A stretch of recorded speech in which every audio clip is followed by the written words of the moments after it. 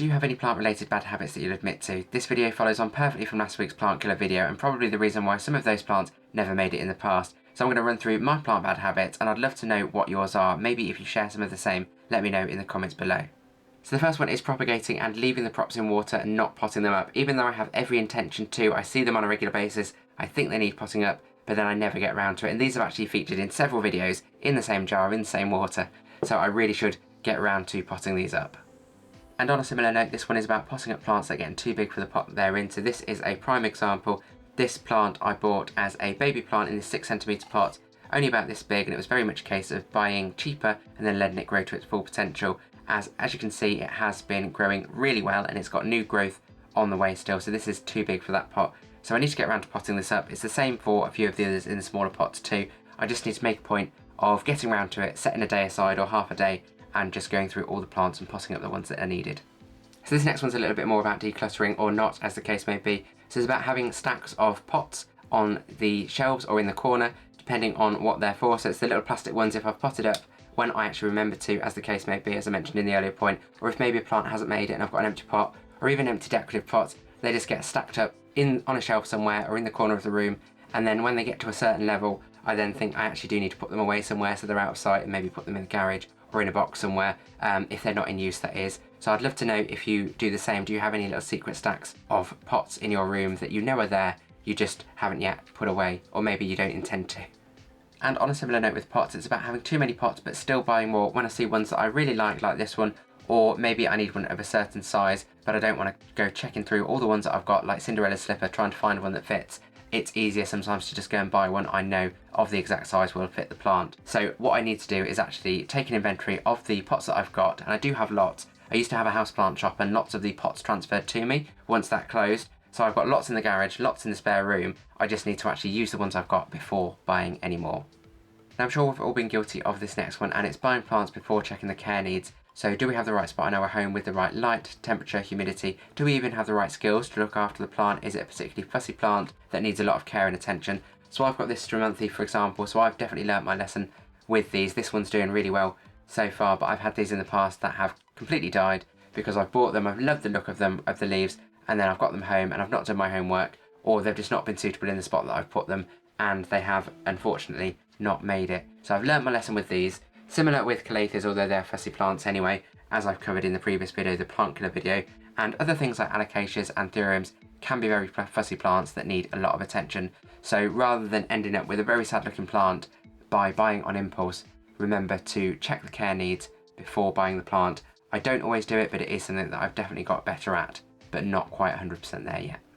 And on a similar note, this next one is about buying plants before considering the space that they need. Is there even room for them in the home? So if I see a plant that I like and it's the right price, then I'll buy it regardless of the size and then find a space for it, which doesn't always work. It sometimes means there's lots of plant reorganising going on, trying to find a space for it where it is maybe out of the way, but it's also getting the right care needs, the right light levels that it needs, for example. So this one is a prime example. This is a philodendron autumn falls, and as you can see, it's very large. It was large when I bought it, but it's since spread out quite a bit. It's a very wide plant with the way the leaves go out. So this one needs to be set quite far back. Oh, I've even got some higher up as well, so they're out of the way. And I have just noticed the lights are dipping a little bit. I'm not sure if there's something going on with the electrics, but I am aware, but please ignore it if you can. It only seems to be quite infrequent. So this is applicable not just with plants with me, but also furniture. So I do have a tendency of seeing furniture that I like and then buying it and then trying to find a space for it in the home, which my partner tells me off for, as they do with the plants, but I still get away with it for now. And back to propagation like the first one that we did, this is about propagating for the sake of propagation. So regardless of whether I've got the plant or not, if I happen to prune them or maybe even damage it like I did with this Pachira aquatica piece, I accidentally knocked this off.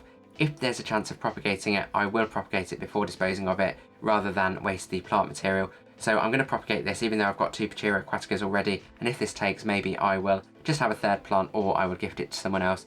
And it's exactly the same with any of the plants. If I feel there's a chance they could be propagated, I will still propagate them. Also propagating any time of the year, so if I'm pruning or maybe knock something off in autumn or winter, even though it's not the active growing season, I will still try my luck with it. Sometimes propagation is a numbers game. As I said, I don't want to waste the pieces, but I know I will have better chances of success if I'm actively trying to propagate plants during the spring and summer instead.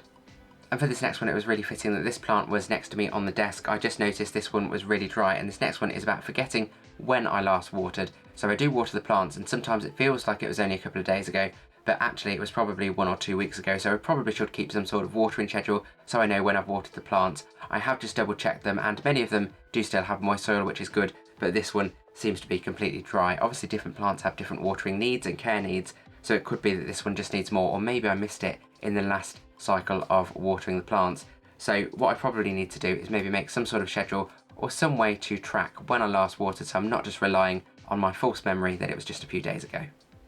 And this next one isn't necessarily a bad habit, but it's about being a bit of a plant pusher. So as a plant enthusiast, I will often gift plants to other people, whether that's plants that I've bought or plants that I've propagated. As I said, propagate for propagation's sake. So if I've got lots of free plants that I've created, I'll gift them to friends and family. So one of my friends has actually built quite a large houseplant collection from some that I've gifted, some that they've bought when I had the houseplant shop to support me, but also ones that they've bought and gradually built their collection, and it's really fascinating to see. My mum has also built quite a collection from just the plants that I've propagated and given to her. She's then continued to propagate them and multiply them, so she's got lots of some of the same plants that she's continued to propagate, but it's quite a collection that she's built up from them. Then I do know I've got some where I've gifted plants and maybe they've not done so well, but I will probably still give them new plants in the future anyway, so they can try again with those ones. And this next one, again, not necessarily a bad habit, but a bit of a weird one. So do you talk to your plants, or do you even think they can hear you if you talk to them? There are actually studies that have found that plants do respond to being talked to and respond to music, which is interesting. But this one is a little bit of a weird one. So sometimes if I see the plants will have new leaves, like this one has a new one on the way, I will sometimes, without even thinking, just walk past it and compliment it. Or sometimes if I've accidentally damaged it, like with this Spatula aquatica, I have actually apologised to the plant. Again, without even thinking about it, it's just an unconscious thing that I do. So do you speak to your plants? So do you share any of those plant-related bad habits, or do you have your own? If you do, let me know in the comments below. I'd love to see what they are.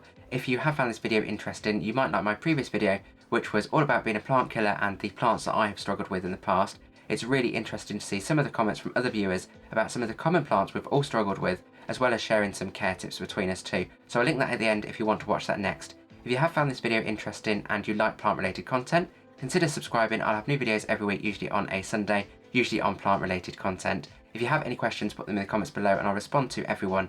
And as always, thank you for watching Grow Your Wellbeing.